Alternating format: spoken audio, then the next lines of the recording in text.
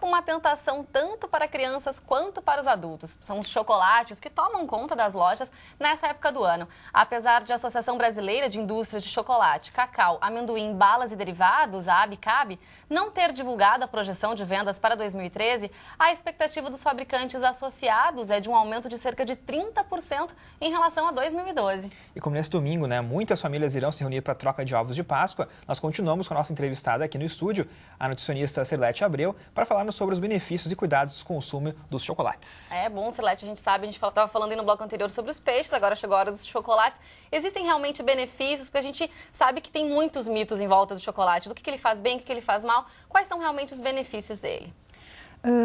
Eu costumo indicar 5 benefícios do chocolate. Primeiro, ele é bom. Ele é bom e ele é saudável. Então, desmistificando aquilo que a gente diz que tudo que é bom faz mal. Não, o chocolate, ele é saudável e é interessante. Segundo, porque ele reduz colesterol, ele aumenta, da mesma forma que o peixe, ele reduz o mau colesterol e aumenta o HDL, que é o bom colesterol. E uma coisa que é bem interessante é o fato que ele ajuda a eliminar a vontade de comer doces.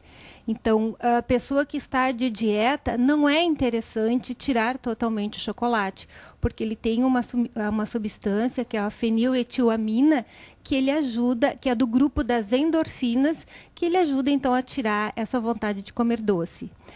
Outra, que ele melhora o bom humor, por conta dessa substância, e também ele tem as metilxantinas, que é a teobromina e a cafeína, que eles dão uma energia. Então, sempre temos que ver o horário correto de comer esse chocolate. E a quantidade também, Porque, como tudo na vida, o que é exagero também não é bom, Exatamente. Qual seria, a quantidade recomendada para que não fizesse mal à saúde o chocolate? O problema é começar e parar, Então, eu indico assim, a pessoa não comprar uma barra daquelas grandes, às vezes de meio quilo, de 1 quilo, porque se tu estás enxergando o chocolate, é mais difícil parar.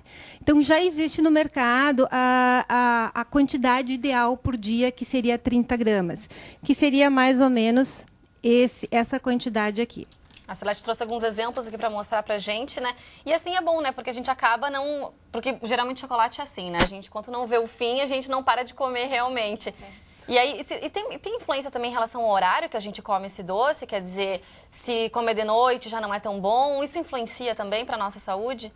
Não, o horário não. O que eles têm que estar de acordo com a quantidade do valor calórico total que nós precisamos comer. Se ele estiver dentro de um padrão, se a pessoa precisa comer 1.500 calorias e está dentro daquele padrão, não tem problema nenhum. O problema, como eu disse, é saber parar, enxergar o fim. Por isso que essas quantidades limitadas são mais interessantes. Bom, e existe aí uma grande variedade, como você trouxe alguns exemplos aqui pra gente, de chocolate. Tem de tudo que é tipo, Rodrigo? Tem chocolate amargo. Enfim, o que a gente pode indicar para cada pessoa, assim, o que fica mais indicado realmente para quem quiser fazer esse consumo? Por um lado, a indústria alimentícia, ela nos favorece em função de nos dar muitas opções. Então, nós temos chocolate sem glúten, nós temos chocolate sem lactose, tem chocolate diet, tem chocolate de soja, tem chocolate de alfarroba.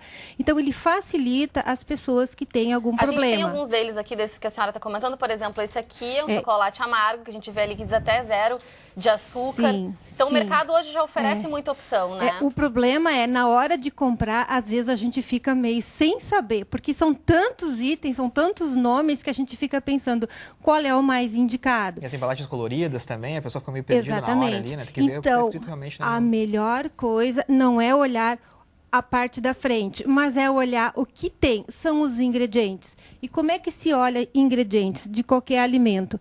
O primeiro item, a primeira coisa que está escrito é o que ele tem em maior quantidade.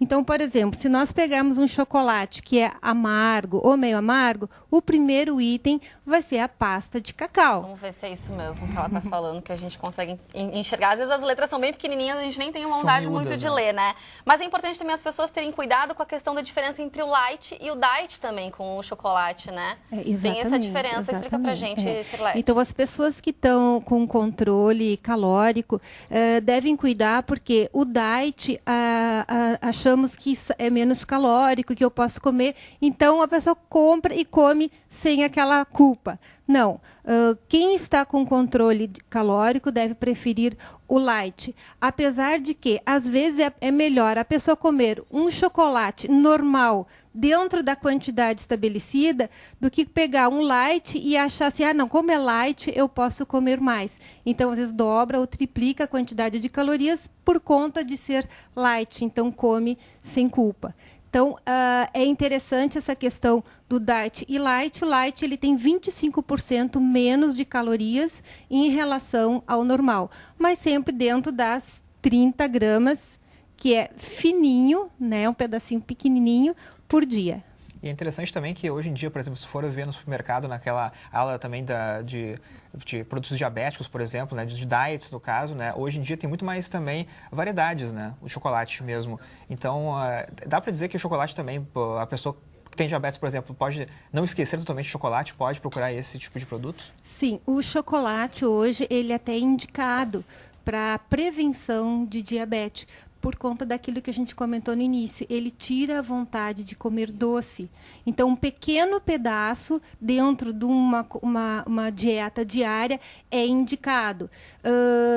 E, para surpresa de muitos, né, não necessariamente precisa ser só o diet para diabético. Se estiver dentro, né, do valor calórico, ele pode ser utilizado qualquer chocolate, melhor sempre o amargo e o meio amargo. E sendo que todo chocolate ele tem cacau. Então, a legislação ela determina que o chocolate ao leite ele tenha 25% de cacau. Nem sempre isso aparece nos rótulos, mas isso é lei, tem que ter mínimo de 25%. Depois tem o chocolate meio amargo, que é de 40% a 50%, e depois tem o muito amargo, que é o de 70% a 90%, que ele é considerado um alimento funcional. Se nós comermos um chocolate, por exemplo, de 85% de cacau, nós vamos pensar assim, cadê a fantasia do chocolate? Porque ali não tem gosto de chocolate, ele é muito diferente.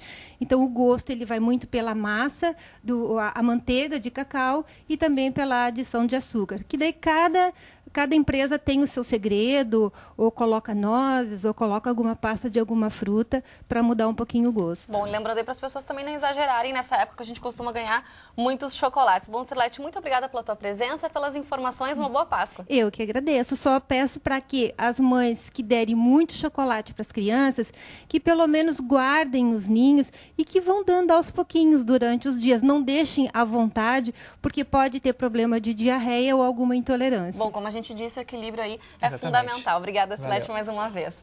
E a edição de hoje do Conexão TV Unicinos fica por aqui. Mas nós continuamos conectados esperando a sua participação. Envie sugestões ou comentários para o facebook.com/TV Unicinos. Nós voltamos amanhã no feriado de Sexta-feira Santa. O nosso encontro é ao 12h30. Até lá, tchau!